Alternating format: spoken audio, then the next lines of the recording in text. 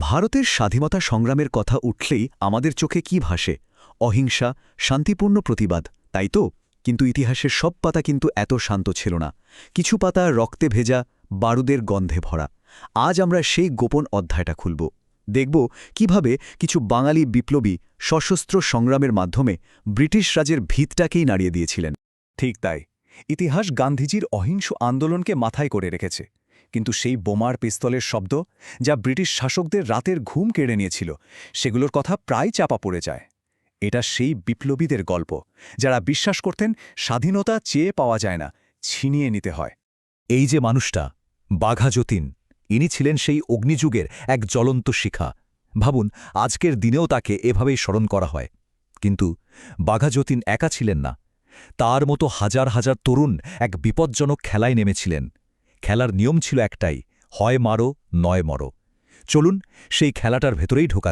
এই গল্পের শুরুটা কিন্তু বেশ অন্যরকম। ভাবুন তো, কিছু আখড়া বা আজকের দিনে জিমের মতো শরীরচর্চা কেন্দ্র। বাইরে থেকে দেখলে কি মনে হবে? কিছু স্বাস্থ্য সচেতন ছেলে পেলে লাঠি খেলছে, কুস্তি লড়ছে। কিন্তু কে জানত, ওই নিরীহ আবরণের ভেতরেই তৈরি হচ্ছিল ব্রিটিশ রাজকে উৎখাত করার এক ভয়ঙ্কর প্ল্যান। তো এই আগুনের স্ফুলিঙ্গটা ঠিক কোথা থেকে জ্বলে উঠল? কারা ছিলেন এর পেছনে? সবকিছুর একেবারে কেন্দ্রে ছিল অনুশীলন সমিতি। নামটা শুনলেই মনে হয় প্র্যাকটিস বা চর্চার জায়গা, তাই না? একদম ঠিক। ১৯০২ সালে কলকাতায় যখন এটা তৈরি হয়, বাইরে থেকে দেখে সবাই ভাবত এটা একটা ফিটনেস ক্লাব। কিন্তু এর আসল কাজ ছিল ব্রিটিশ শাসনের বিরুদ্ধে লড়ার জন্য বিপ্লবী তৈরি করা। শারীরিক আর মানসিক দুই ধরনের ট্রেনিংয়ে চলত সেখানে। খুব তাড়াতাড়ি এই বিপ্লবী আন্দোলন দুটো ভাগে ভাগ হয়ে গেল। একদিকে ঢাকার অনুশীলন সমিতি, যারা ছিল খুব গোছানো, ডিসিপ্লিনড আর প্ল্যান করে এগোতে চাইত। আর অন্যদিকে ছিল কলকাতা কেন্দ্রিক যুগান্তর গোষ্ঠী। এরা ছিল একেবারে অন্যরকম, দুঃসাহসী, গরম রক্তের তরুণদের দল। তাদের কথা ছিল, অপেক্ষা কিসের, অ্যাকশন নিতে হবে এখনই। আর এই জ্বলতে থাকা আগুনে ঘি ঢালার কাজটা করল খোদ ব্রিটিশরাই। সালটা ১৯০৫। লর্ড কার্জন বাংলাকে ভাগ করার সিদ্ধান্ত নিলেন। আর ঠিক তখনই বাঙালির জাতীয়তাবাদী আবেগটা যেন একটা আগ্নেয়গিরির মতো ফেটে পড়ল। ব্রিটিশদের ওই ডিভাইড অ্যান্ড রুল পলিসিস জবাব দিতেই সশস্ত্র বিপ্লব তখন হয়ে উঠল অপ্রতিরোধ্য। এরপর বাংলার রাস্তায় শুধু মিটিং মিছিলের স্লোগান নয়, শোনা যেতে শুরু করল অন্য এক শব্দ, বোমার শব্দ। এমন এক শব্দ যার প্রতিধ্বনি সোজা গিয়ে ধাক্কা মারল লন্ডনে ব্রিটিশদের সিংহাসনে। এই যুগান্তর গোষ্ঠীর মাথা ছিলেন অরবিন্দ ঘোষ আর তার ভাই বারিন ঘোষ। তাদের যুগান্তর পত্রিকা খোলাখুলিভাবে বিপ্লবের কথা বলত। কিন্তু আসল থ্রিলিং পার্টটা কি ছিল জানেন? হেমচন্দ্র কানুনগো নামে এক বিপ্লবী সোজা পাড়ি দিলেন প্যারিসে। উদ্দেশ্য একটাই, রাশিয়ার বিপ্লবীদের কাছ থেকে বোমা বানানোর লেটেস্ট টেকনিক শিখে আসা। ভাবা যায়? আর এরপরেই সামনে এলো সেই বিখ্যাত আলিপুর বোমা মামলা। ক্ষুদিরাম আর প্রফুল্ল চাকির বোমা হামলার পর পুলিশ হানা দিল মানিকতলার গোপন আস্তানায়। অরবিন্দ ঘোষ সহ বহু বিপ্লবী ধরা পড়লেন, কিন্তু নাটকে তখনও বাকি ছিল। মামলা চলাকালীন যিনি রাজসাক্ষী হয়েছিলেন, সেই নরেন গোস্বামীকে জেলের ভেতরেই গুলি করে মেরে ফেলা হলো। এটা ছিল ব্রিটিশদের জন্য একটা বিরাট ধাক্কা। বিপ্লবীরা যেন বার্তা দিল তাদের হাত জেলের দেয়ালে চেয়েও লম্বা। আলিপুর মামলার পর ব্রিটিশরা ভেবেছিল তারা বুঝি বিপ্লবীদের কোমর ভেঙে দিয়েছে, কিন্তু আগুনটা নেভেনি, শুধু ছাই চাপা পড়েছিল। আর সেই ছাই সরিয়েই মঞ্চে এলেন এক নতুন নায়ক, যার পরিকল্পনা ছিল আগের সব কিছুর চেয়ে অনেক বড়, আরও ভয়ঙ্কর। নামটা যতীন্দ্রনাথ মুখোপাধ্যায়, কিন্তু সারা বাংলা তাকে এক ডাকে চেনে বাঘা যতীন নামে। কেন? কারণ তিনি খালি হাতে একটা আস্ত বাঘ মেরে ফেলেছিলেন। আলিপুর মামলার পর যে বিপ্লবী দলগুলো এদিক ওদিক ছড়িয়ে ছিটিয়ে গিয়েছিল, এই বাঘা যতীনই তাদের সবাইকে আবার এক ছাতা তলায় নিয়ে এলেন। বাঘা যতীনের নেতৃত্বে বিপ্লবীরা এবার সরাসরি মেসেজ দিতে শুরু করল। কাদের? যারা ব্রিটিশদের হয়ে কাজ করছিল।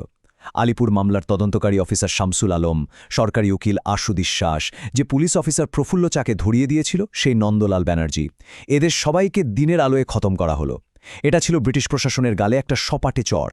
কিন্তু এগুলো তো ছিল ছোটখাটো অ্যাকশন। যতীনের আসল প্ল্যান ছিল আরও অনেক বড়, বলতে পারেন একেবারে গ্লোবাল লেভেলের। প্রথম বিশ্বযুদ্ধ শুরু হতেই তিনি যোগাযোগ করলেন জার্মানির সাথে। প্ল্যানটা কি ছিল? জার্মানি থেকে জাহাজে করে হাজার হাজার রাইফেল আর গুলিবারুদ আসবে ভারতে। তারপর সারা দেশ জুড়ে সিপাহী বিদ্রোহের মতো আর একটা সশস্ত্র বিপ্লব শুরু হবে, একটা সর্বভারতীয় অভ্যুত্থানের ব্লুপ্রিন্ট। বাঘা যতীনের অধ্যায়ের পর বাঙালি বিপ্লবের ইতিহাসে আরও একটা পাতা জোড়া হল। আর এটা ছিল সম্ভবত সবচেয়ে গোছানো, সবচেয়ে দুঃসাহসিক একটা চেষ্টা। সময়টা ১৯৩০ সাল, জায়গা চট্টগ্রাম, আর আমাদের গল্পের নায়ক একজন সাধারণ স্কুল টিচার, নাম সূর্য সেন। ছাত্রছাত্রীরা ভালোবেসে ডাকত মাস্টারদা। এই আপাতদৃষ্টিতে সাধারণ মানুষটাই ব্রিটিশদের বিরুদ্ধে সবচেয়ে বড় আঘাতটা হানার প্ল্যান করছিলেন। মাস্টারদার প্ল্যানটা ছিল একেবারে সিনেমা স্ক্রিপ্টের মতো। স্টেপ 1, চট্টগ্রামে 2টো সরকারি অস্ত্রাগার বা আর্মারি দখল করা।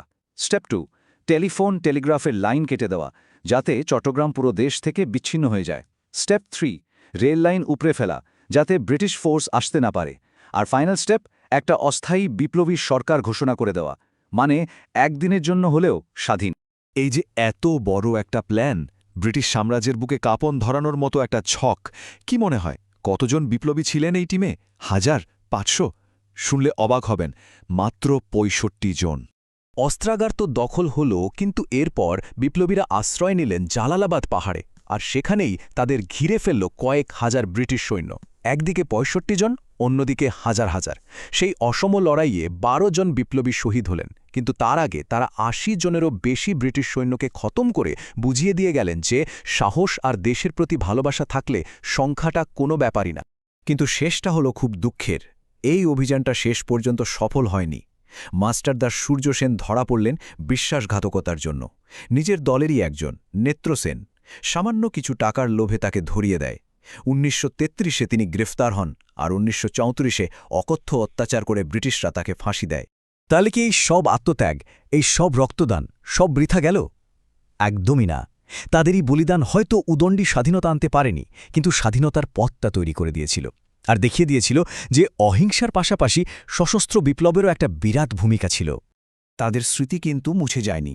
আজও আমাদের চারপাশে, আমাদের শহরের আনাচে কানাচে তারা বেঁচে আছেন।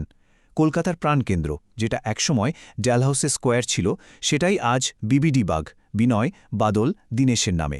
বাঘাযতীনের নামে তো একটা আস্ত পাড়াই আছে। অরবিন্দ সরণি দিয়ে আমরা হয়তো রোজই হাঁটি। শুধু এপার বাংলা নয়, ওপার বাংলাতেও সূর্য সেনের ফাঁসির মঞ্চটাও আজও স্মৃতিস্তম্ভ হিসেবে দাঁড়িয়ে আছে। দেখুন, ব্রিটিশ সরকারের খাতায় তাদের নাম লেখা ছিল টেররিস্ট বা সন্ত্রাসী হিসেবে, কিন্তু আমাদের কাছে, ভারতের মানুষের কাছে তারা চিরকাল শহীদ। তাদের এই গল্পটা আমাদের একটা খুব জরুরি প্রশ্নের সামনে দাঁড় করিয়ে দেয়: স্বাধীনতার আসল দামটা কী? আর সেই স্বাধীনতা অর্জনের জন্য কোন পথটা ঠিক আর কোনটা ভুল? এই উত্তরটা হয়তো আমাদের সবাইকেই খুঁজে বের করতে হবে।